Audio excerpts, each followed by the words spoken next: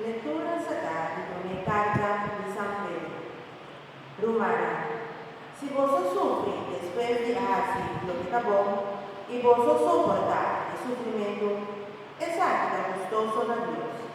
Es aquí vuestra vocación. Cristo es a sufrir para vos.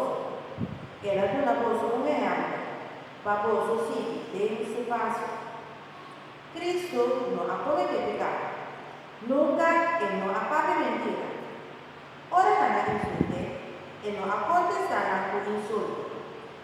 Ora nada se sufre, Él no amenazará, mas Él aponta su caso, na suma da juzga por justicia. Cristo es, a carga de la cruz, nos pecana en su culpa, para nos por amor para pecar y viva una vida de rectitud. Para su herida, vos aquella orar. Vos estaba de manera carnera o a perda camina. Pero agora que vos agora cerca e